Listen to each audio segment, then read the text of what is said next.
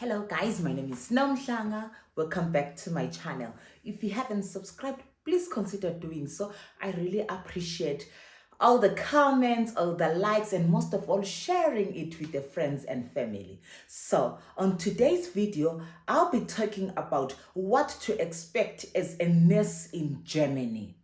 This video is mainly targeted for those nursing students who just graduated or those nurses who trained outside Germany and wish to relocate here, or they're on the way of relocating here to practice as nurses. So this is what you should expect. So stay tuned.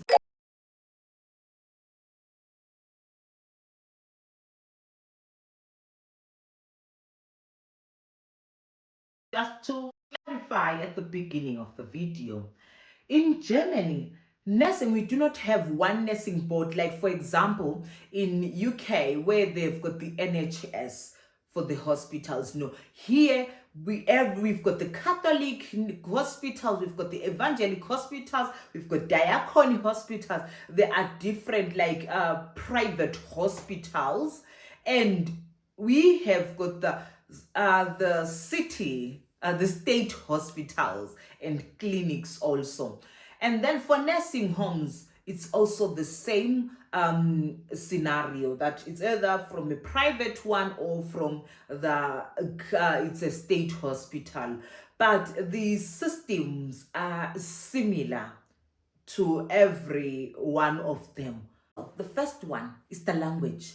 Now you are a qualified nurse. Your language skills also have to be qualified. You have to level up because now you are in a proper working atmosphere. You've got more responsibilities as a registered nurse. So your German language skills have to be much better than before. If you are moving to Germany and you have learned the language, it will be a bit different because the people here speak it a bit faster than how you learned it. Give grace to yourself. Take time. You are going to improve. In no time, you'll be also speaking fluently. But a tip from me that I'll give you is do extra lessons for the language. Talk more with your colleagues and try and understand. If you do not understand anything when the doctor is talking to you, please ask them to repeat themselves. Ask that colleague to repeat because it will be very tricky for you. And also under the language, if you'll be working at a nursing home, there you are the charge nurse. So meaning everyone is reporting to you. So your language skills have to be very good because you are the one with the telephone. Imagine you can't communicate on the phone, yet you are the charge nurse. This could be a tricky situation for you. So I would say improve on your German language. So now about the uniforms. In Germany, as nurses, we are not allowed to wear our work uniforms outside of work. Instead, you go to work wearing your civil clothes and then you have to change into the work uniform, which are mostly scrubs. We do not have skirts or dresses as nurses. Instead, it's the scrubs, the trousers and the shirts. That's what most nurses wear. So every hospital, every nursing home has got these. Some they give you already maybe 5 sets or 7 sets depending on the establishment, which you wear. After your shift, you put them in the laundry. Most of them have got a card. You check in when you want fresh uniforms. And then in some hospitals where I've worked, you didn't have maybe 5 or 10 uniforms. Instead, they would give you, like, every day you just go and scan to get fresh clothing. So you didn't have your own package of clothes. And for things like socks and shoes, you have to provide yourself with your own shoes. So socks, just normal socks that you can wear. And then for the shoes, I recommend sports shoes like sneakers, any which are comfortable for you. Like it could be Nike, Adidas, On Cloud, whichever, as long as they are comfortable, because you spend a lot of time standing. And for the uniforms, you do not have to worry about the washing fee, the ironing fees. the company takes care of everything.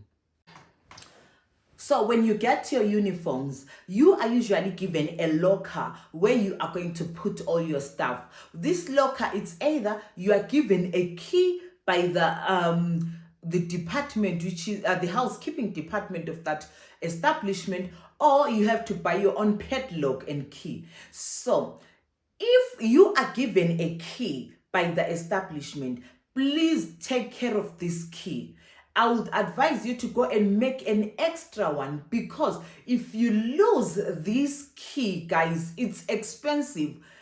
A colleague of ours once paid 450 euros for this key because they had to call the locksmith to come and break and do everything. It's like a property of the hospital. All the keys that you get, do not lose them. If they are the standard, the traditional keys, the metal ones, go and make an extra one, which you can keep maybe in your car or at home. You rather have a spare key. It will come in hand whenever there is an emergency. On your first day, when you arrive at that ward, you are going to be met maybe with the PDL or the ward manager. So you'll be given your name tag. On the name tag is usually written your initials, maybe like they'll say S Mhlanga, or some establishment write your full name, Sinobuhle Mhlanga. So this is how you will be addressed in the ward.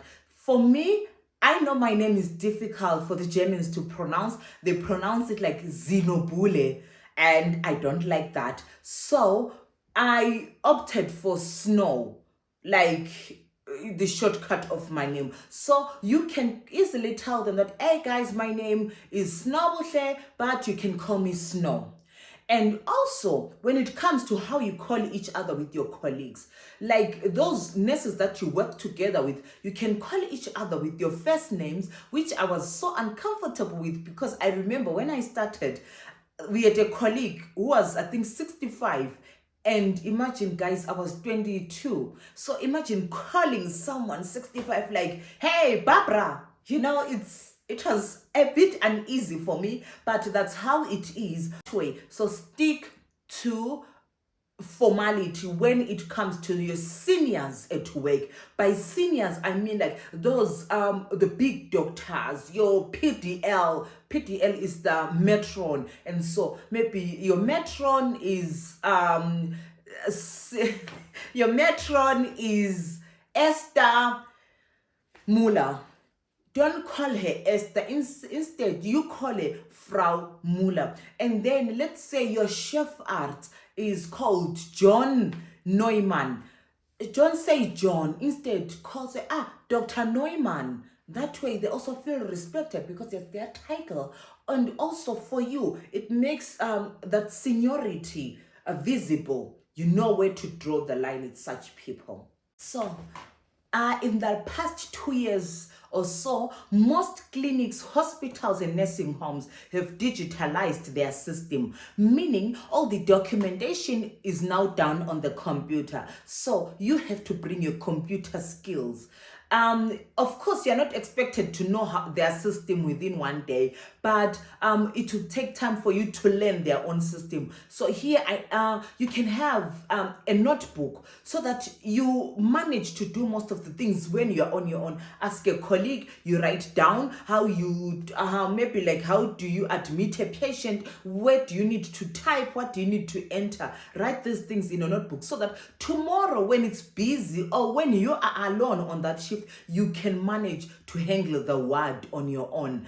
And also, when it comes to this, the knowledge, try and catch some things very, very fast. And in most cases, in order for you to log on into the computers, you will need a password, and so which is your own password. Some use their name tags. It depends on the establishment. So keep these passwords safe. And in most cases, they change every 3 months, every 6 months. You need to refresh it.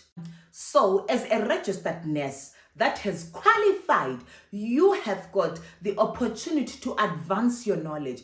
This is through the Fort Bildung. These are refresher courses. You can do reanimation, you can do like the emergency, the hygiene, all those things like that you need in your day-to-day life in the hospital. And also, if you now want a higher one, there are Weiterbildungen. Like you are now a registered nurse, right? So you think, maybe I want to focus more on the intensive and anesthetic side. So you can go to school and learn that again. Or you think maybe I want to be the hygiene nurse or the pain nurse or the psychiatric nurse, depending on whatever you like. So you have got that opportunity to do it in the hospital, like within the hospital. Usually most hospitals and nursing homes, they have got a school that they work together with, where you can do these things. Some companies pay for you. It's like this. Some will say, okay, you want to be a clinical instructor, we are going to offer you a place for you to start your studies, and then you have to sign that when you do this clinical instructor, you will stay with our company maybe for the next 3 years. You can't terminate your contract, you can't leave us. If you're comfortable with that, then you sign it and you start your studies. Some companies do not pay for you. You do it for yourself and you are not bonded on anything. So consider doing that. And most of them need you to have at least 2 years work experience as a registered nurse. So just look into them, which are on offer, and then you start focusing towards that. If you are fresh, a new graduate, I would say, let's say, for example, you already have it in your mind that you want to be a psychiatric nurse, or you want to work in the ICU. You want to be an ICU Fachschwester. I would say, rather go and start working at that ward, at that station, before you even go do the studies. It makes it easier for you to understand when you now go to school, because most of the things you will be knowing them. So work stationery is provided in every hospital, nursing home. So they are, wherever in your nurse's office, there'll be like pens, pencils, whatever you might need for work. And if there are things that you guys need, you are free to order them under the company's there is a way how you can order these things. So you order them, they get delivered for you to be using them. So don't worry about going to buy your extra pens and this and that, unless if there are some things that you love for yourself, then you can buy these. For me as a travel nurse, I've got my own pencil case where I've got my notebook, my pens and stuff like that. So those are the things that I use daily. And because I change words and stuff, I prefer having my own, though I use the other stationery which is in that word. The working hours are different depending on the establishment. We usually have, for full-time as nurses, the maximal is 40 hours a week. Some companies have got 39, some have got 38.5, some have got 35. It all depends with the company. I know for there are those intensive care which is done in the patient's private home. Those ones are 12-hour shifts. So a nurse comes maybe, let's say, from 6 in the morning until 6 o'clock in the evening. Then the next one comes 6 in the evening until 6 in the morning. There are just 2 shifts and they work shorter days. Like instead of working 7 days, 5 days, they work 3 days a week. So maybe this week 3 days, the next week 4 days, the other week 3 days. It depends on how much they work. And then in the normal hospital, in the nursing homes, the working time, the morning shift starts between 6 and 6:30. Some start at 6, some 6:15, some at 6:30, until 2 o'clock or 2:30, some even up to 2:45. I once worked at a hospital where, like, in the morning, I think we'll start at 12 minutes past 6 and end at 2:15, like 18 past 2. They had some different times, but in a nutshell, it's usually 8 hours.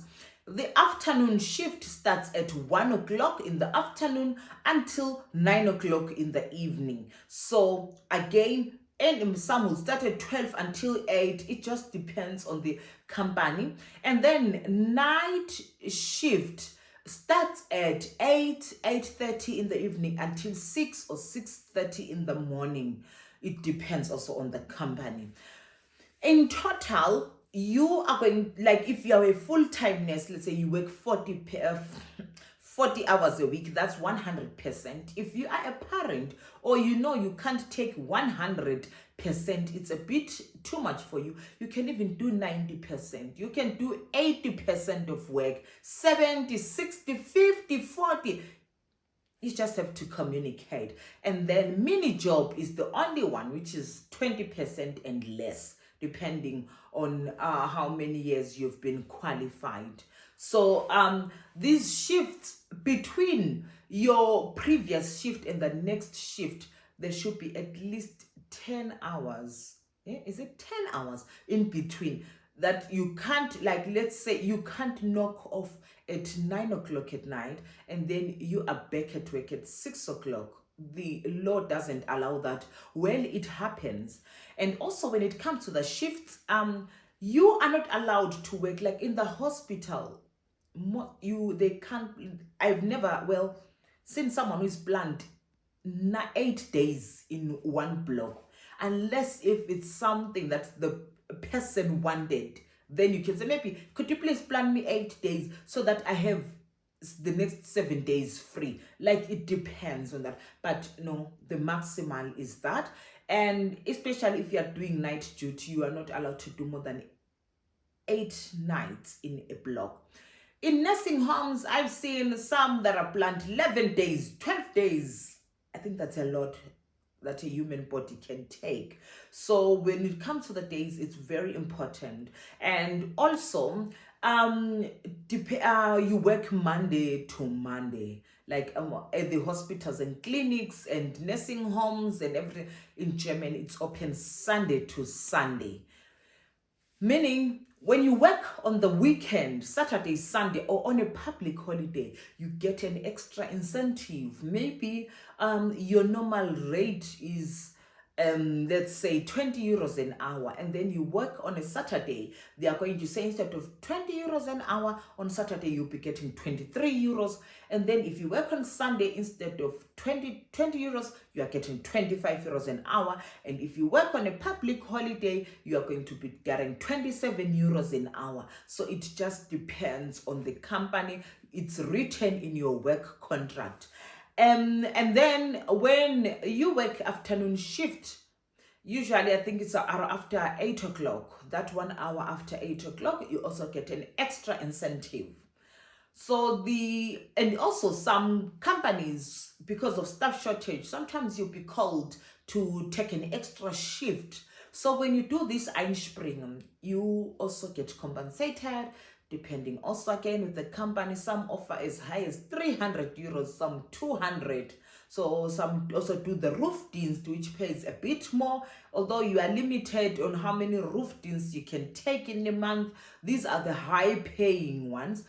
So maybe let's say they'll say the Rufdienst in this hospital is 250. Meaning, like, when you are called, when you are off duty and then you are asked to come and take a shift under Rufdienst, you'll be given 250 euros in your bank account. So you are limited. Some company will say maximal for a month. So meaning you can get up to an extra 1,000 euros every month. For the annual leave days, it's usually between 28 and 35 leave days. These are the working days in a year. It depends again with where you are working. So the standard, I would say, is 30 working days in a year. So if you want them to be longer, you can take your annual leave days where there is a public holiday. For example, you take your leave days over Easter. That Good Friday and the Easter Monday and the weekend of Easter won't be counted. So you now have got extra 4 days. And when you take your leave days, it's up to you. Excuse me. Some companies, they'll say, no, you can't take more than 1 month away from work.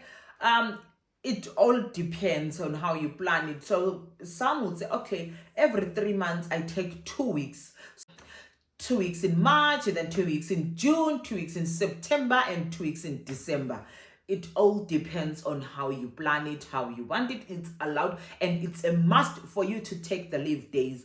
If, let's say, this year in 2024, you didn't take your leave days, all of them, maybe you've got 5 extra ones, you are supposed to take this by latest 31 March 2025. It's a must for you to take them. Some companies will say, okay, we're going to pay them out or so. It all depends on you. Just the same also as the overtime. In Germany, some companies do not pay for overtime. So you have to plan either you take off days or you want that overtime in the form of money. It's all up to you. Under the leave days, you plan your leave days. If you are working for that company, if you're not a travel nurse, your leave days have to be planned in advance. Most companies do it like now, October, latest end of November. You're supposed to have planned your leave days for the coming year. So like in advance, that's how they want it. So there are these leave days meetings where you come, they'll say, okay, who is taking 1 July to blah blah blah. You talk and say, no, I'll take here, I'll take there. So you plan in advance. 6 days, it happens that you're not feeling well for you to manage to go to work. So what you have to do is you call at work. Let's say tomorrow, you know you're not feeling well, you are exhausted, you are burnt out, you've got a cold, whatever. You call at work, simple, hi, this is Snow on the phone. I won't manage to come to work tomorrow. I am sick. Or even if your child that is sick, you tell them that my child is sick, I am not coming tomorrow. Then you have to go to your doctor, which is called the Hausarzt. The Hausarzt now has to give you, you'll be examined, and then you'll be given a sick note for how many days you are going to be sick. If you are going to be sick less than 3 days, then you do not need a sick note. But if it will be more than 3 days, and if you work for Zeitarbeit, travel nurses, agency nurses, then you need it as from your first day. So now you go to your Hausarzt, they give you this sick note. You call your workplace again, tell them that, hey, I've been given 1 week sick leave. I will be back on Monday. So you inform them. It's very important. And then now you will have an extra one for the Arbeitgeber, the sick note, which you have to submit at your human resources which is responsible for your establishment. If the human resources is not in your clinic, maybe let's say the headquarters is in Berlin, go to the post office, you have to post that one. And also when you are posting it, do that umschreiben, that you'll get a sending code from the post, which will show that it has been delivered to them. Some would say send an email and then you can post it afterwards. Just in case it gets lost, you have got an extra copy. Then now it's Sunday, you feel I'm much better now, I'm fit to work tomorrow. You call your ward, tell them that I'm feeling much better, I'll be coming to work tomorrow for my night duty.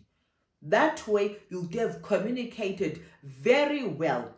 By the way, you are not supposed to say what you are suffering from. Hey, I've got period pains, I've got backache. No. And if anyone on the phone asks you, what are you suffering from? Say it boldly. That's none of your business. Oh, I do not want to share with you any, like at the moment, it's confidential. No one is going to press all that from, even your employer, they are not allowed. It's like your private sphere. No one should know about it. Oh, the salary levels. Here I've got something for you, so I'll be just looking here in order for you to just give you for you to understand like how these salary levels work. So it's ranked in different groups, like from the group 1, group 2, group 3, and all that until group 6.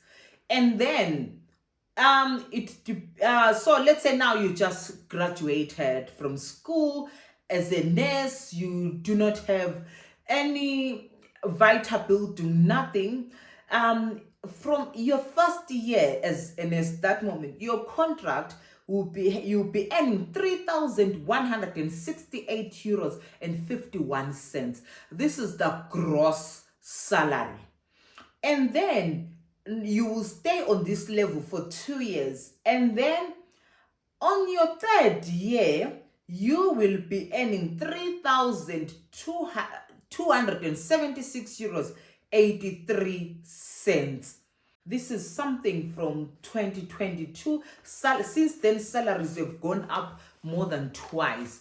So this salary does not include any weekend, overtime, public holiday, night shift incentives. It's just the basic one. So after taxes, we've got 6 different tax groups. So it depends on where you are.